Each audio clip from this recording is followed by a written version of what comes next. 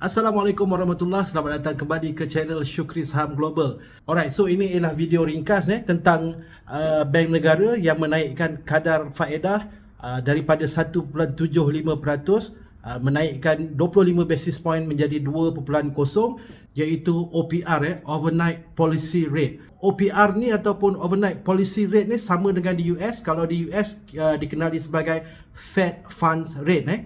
Jadi apa itu OPR? OPR ialah apabila kadar yang dikenakan oleh bank terhadap bank. Maksudnya kalau kata satu bank A tu, okey, dia tak cukup cash, meaning dia perlu pinjam, dia boleh pinjam daripada bank B, bank C ataupun bank D. Jadi rate yang dikenakan sebelum ini ialah 1.75% dan sekarang ini rate itu dinaikkan kepada 2%. Jadi OPR ialah rate yang dikenakan di antara bank ke bank.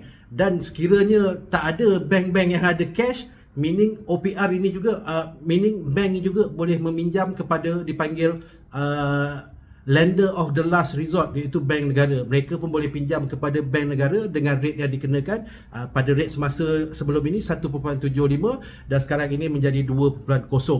Jadi apakah kesannya? Jadi apabila OPR rate dinaikkan, iaitu rate di antara bank ke bank ini dinaikkan, jadi kos untuk meminjam duit itu sudah menjadi tinggi di antara bank dengan bank.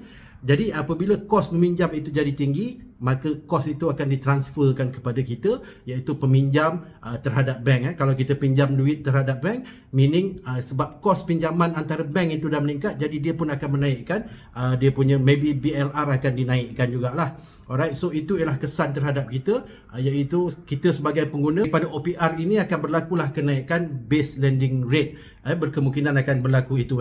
Tapi walau bagaimanapun bank antara bank ni dia competition, dia bersaing. Jadi dia tak akan naikkan banyak, dia lebih kurang sama antara semua-semua bank lah. Alright, so untuk mengelakkan daripada pelanggan lari daripada bank A ke bank B ataupun bank C kalau rate itu terlampau jauh.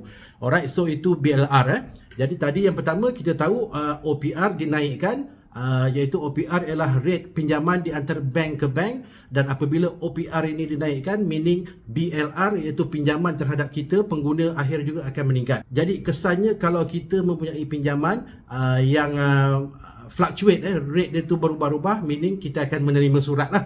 Kita akan menerima surat daripada bank mengatakan bahawa pinjaman kita rate pinjaman kita telah dinaikkan dan kita maybe kena bayar lebih sikit lah. Nanti bank akan bagi tahu berapa kita kena bayar ekstra.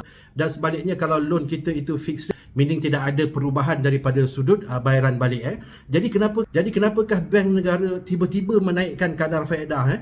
Jadi kalau mengikut penganalisa sebelum ini, kebanyakannya menjangkakan bahawa OPR ini akan dinaikkan, tapi kebanyakannya menjangkakan pada penghujung quarter 2 ataupun permulaan quarter 3, which mean bulan 6 ataupun bulan 7 lah baru berlaku, tapi sekarang bulan 5. Jadi nampak gayanya bank negara mengambil keputusan untuk menaikkan kadar faedah ni dengan lebih cepat, of course kerana masalah inflasi, iaitu inflasi di US yang terus meningkat, inflasi di Europe terus meningkat, ditambah pula dengan isu peperangan Ukraine Russia, ditambahkan pula dengan isu bekalan ataupun supply chain yang terganggu. Alright, so ini semua menyebabkan inflasi yang menjadi lebih tinggi. Jadi bank negara bertindak meningkatkan kadar faedah ini lebih awal untuk mengawal inflasi. Jadi bagaimanakah kenaikan kadar faedah ini, interest ini boleh mengawal inflasi? Of course, dia akan mengurangkan cash kita. Meaning kalau sebelum ini kita bayar loan rumah katalah 1,500, mungkin kita kena bayar 1,550 ataupun 1,600. Maksudnya duit 100 kita tadi tu dah berkurangan. Sebab apa? Kita perlu bayar ke bank, kos pinjaman itu meningkat, jadi kita kena bayar bank ekstra 100. Itu kalau kita satu orang. Kalau dalam Malaysia ini ada 20 juta peminjam dengan bernilai berbilion-bilion ringgit, meaning dia akan mengurangkan kuasa beli rakyat dan seterusnya akan menyebabkan demand akan menurun. Sebab apa?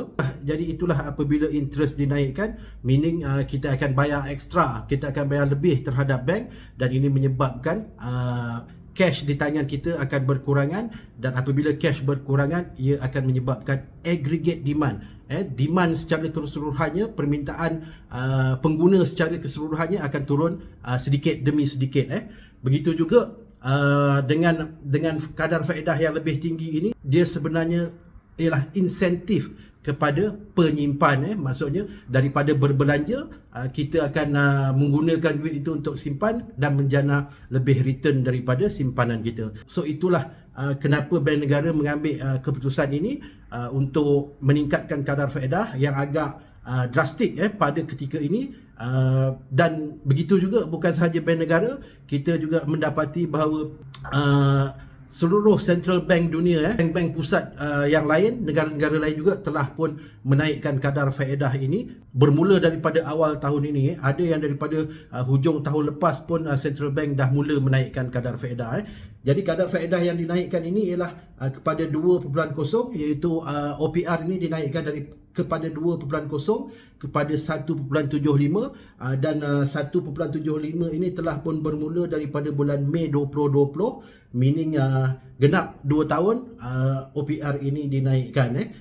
Dan sebelum itu OPR pada tahun 2020 pada bulan Januari ialah 2.75 dan pada bulan Mac 2020 ialah 2.50. Jadi sekarang ini dinaikkan kepada 2.0, belum pun mencapai ketinggian sebelum ini, tapi maksudnya kerajaan, Bank Negara telah pun mula meningkatkan kadar faedah sejajar dengan apa yang dilakukan oleh central bank negara lain untuk melawan inflasi. Alright, so itu ialah perkongsian ringkas yang dapat saya kongsikan pada ketika ini.